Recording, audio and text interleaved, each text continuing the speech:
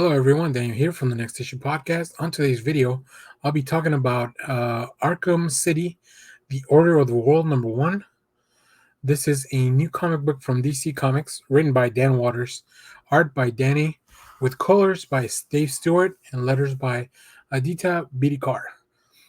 So this book, I wasn't really aware that was coming out. I just kind of picked it up because it's a #1. It's Batman related, kind of.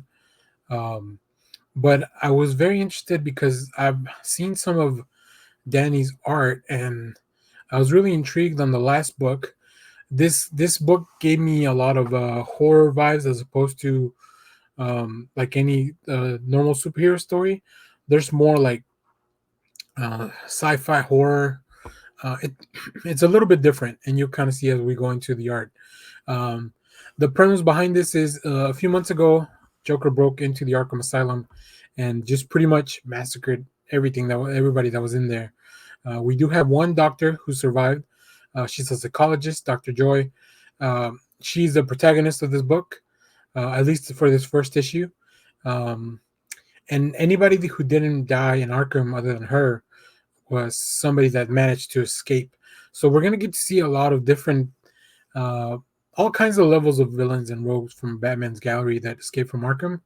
And now, kind of the point of this book is like, what are we gonna? How is Arkham and Doctor Joy dealing with finding all these people that escaped? Um, so it's very cool, but it turns out that that's not the only thing. So let's go look at the art, and then we'll talk more about the story. Also, I love this cover too. It's amazing. Um, so yeah, the art is really cool. Like I said, I've seen a few things from Danny before. I believe it was like in an anthology book, but I don't remember.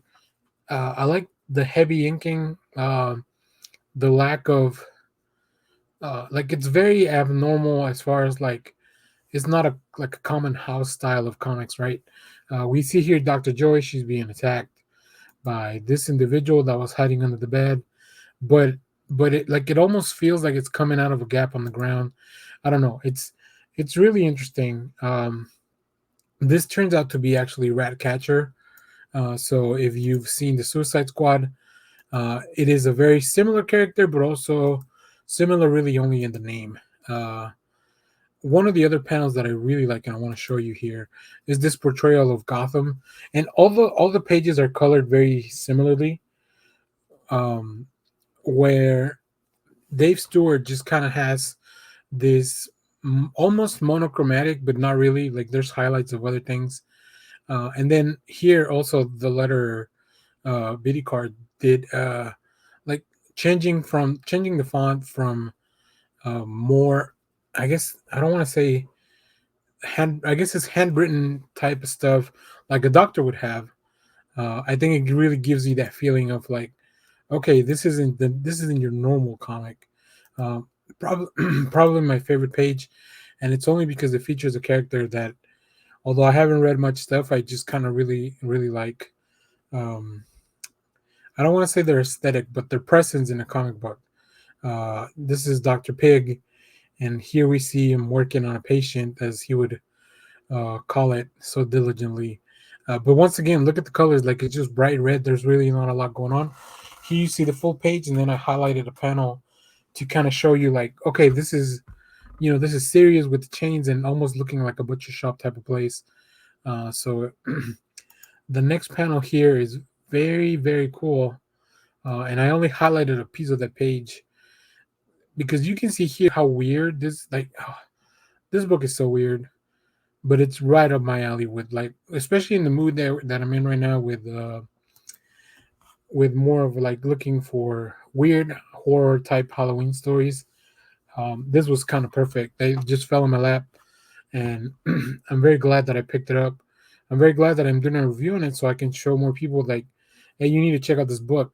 This is a mini series, so there's not a big commitment. And like I mentioned, the only thing you need to know is that Joker messed up Arkham. Some people escaped, some people died, some people survived, and now we got to get those people back in Arkham. So very much recommend this. I think the team did a fantastic job setting up a really weird, just the weird vibes. So yeah, thanks for watching the review. Let me know if you read this. Let me know what you thought about it in the comments.